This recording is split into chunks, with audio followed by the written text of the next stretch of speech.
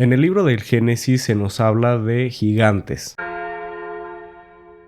Uno de los detalles que me parecen más extraños de la Biblia, en el Génesis en particular, es la existencia de los gigantes o los Nefilim, que Nefilim tal cual significa gigante. Y es que el Génesis dice que cuando los hombres comenzaron a multiplicarse sobre la faz de la tierra y les nacieron hijas, los hijos de Dios, que son todos los justos de la tierra, vieron que las hijas de los hombres, que son los no muy justos de la tierra, eran hermosas y tomaron por mujeres a las que más les gustaban entre todas ellas. Y más adelante dice que en aquellos días y también después había gigantes en la tierra, cuando los hijos de Dios se unieron a las hijas de los hombres y ellas les dieron hijos. Estos fueron los héroes famosos de antaño, como los famosos héroes mitológicos, probablemente hombres de renombre, hombres que lograron increíbles hazañas en la antigüedad. Y yo inicialmente, buscando una respuesta a quiénes eran los Nefilim, me fui a un libro muy particular que se extiende bastante sobre este tema, que es el libro de Enoc. Ahora, este es un libro apócrifo. Según Orígenes, uno de los padres de la iglesia, este libro era escritura, este libro era realmente inspirado por Dios, pero el resto de los padres de la iglesia le dijeron: no, no lo es. No hay forma de que lo sea. Tiene ideas muy raras este libro. Y solamente la tercera parte del libro es más o menos interesante. A partir de ahí es casi insufrible. Yo lo terminé de leer simplemente para no quedarme con la duda de qué es lo que dice. Pero bueno, el relato de los Nefilim está bastante al principio. La cosa es que según el libro de Enoc, los Nefilim era una especie de híbrido entre ángeles y seres humanos, lo cual es completamente imposible. Estamos hablando de dos naturalezas completamente diferentes. Una de ellas no tiene cuerpo, por cierto, por lo cual es imposible que se reproduzca. Así que dije, bueno, entonces, ¿qué son los Nefilim? ¿Eran realmente gigantes? ¿O este hecho de llamarlos gigantes era simplemente un reflejo o una especie de hipérbole de algo interno, de algún tipo de actitud o alguna obra que ellos hayan hecho? Con respecto a estos dos términos de hijos de Dios, hijas de los hombres, el libro de Enoc insinúa que estos hijos de Dios son los ángeles y las hijas de los hombres son pues simplemente mujeres, seres humanos. George Leo Haydock, un teólogo inglés de más o menos tiempos de cuando comenzó esto del anglicanismo,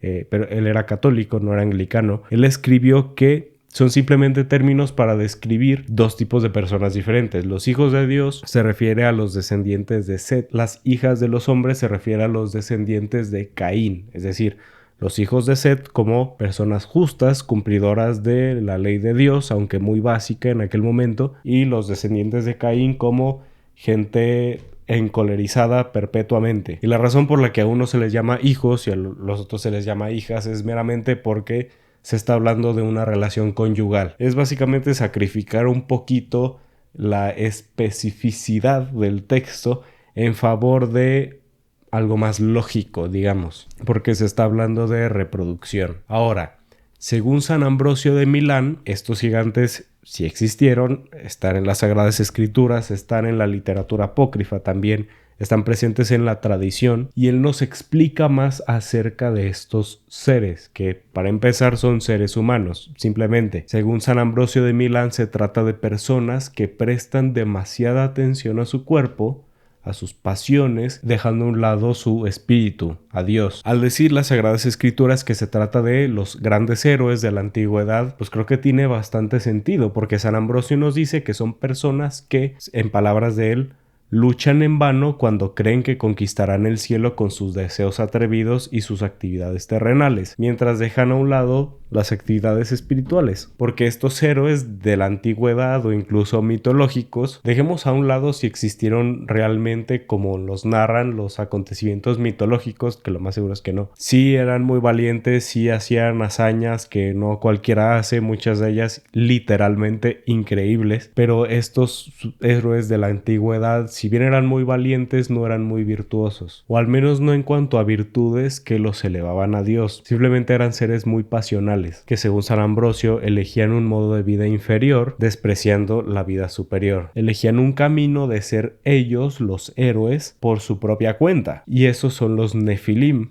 o sea, los grandes héroes de la antigüedad que buscaban ser el héroe, que buscaban como digamos una especie de reconocimiento, de redención, pero a su propia manera. Ahora, San Agustín, que era pues alumno, discípulo, digamos, de San Ambrosio de Milán, él sí creía en que realmente eran seres de muy grande estatura, tampoco tan grande, no especifica qué tanto, pero sí que eran personas muy altas. Pero también especifica que esta forma de describirlos como seres muy grandes no solo se refiere a su estatura, sino a su ego, a su vanidad. Incluso se extiende a decir que esto no nada más aplica necesariamente a seres que sean gigantes en estatura, sino a cualquiera, que eran personas descendientes de aquellos que cumplieron en su momento con la ley de Dios, como los descendientes de Set, que abandonaron su santidad y se fueron a vivir, en palabras de San Agustín, a la ciudad de los hombres. Porque San Agustín hablaba de la ciudad de Dios, la ciudad de los hombres, como la santidad y el pecado, algo así por el estilo. Básicamente que el ser humano haya abandonado a Dios. Esos son los Nefilim. Así que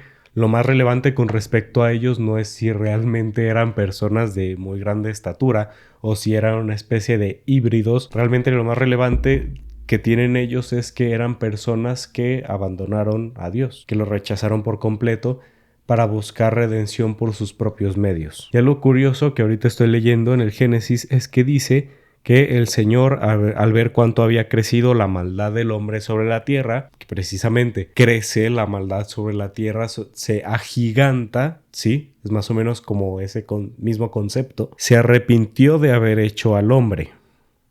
Ojo, se arrepintió. Que la Sagrada Escritura diga que Dios se arrepintió no quiere decir literalmente que Dios se arrepintió. El mismo San Ambrosio de Milán nos explica por qué. Porque el hecho de que Dios se arrepienta no implica ninguna perturbación en la mente divina. Según dice San Ambrosio, es simplemente el juicio divino que sentencia al pecado. Y cuando Dios piensa y luego se arrepiente, esto simplemente significa que las realidades cambiantes entran en relación con su razón inmutable. Es decir, no es que Dios se arrepienta, es que las circunstancias que van cambiando se adaptan a la voluntad divina que nunca cambia. Y bueno, esos son los Nefilim. No lean este libro.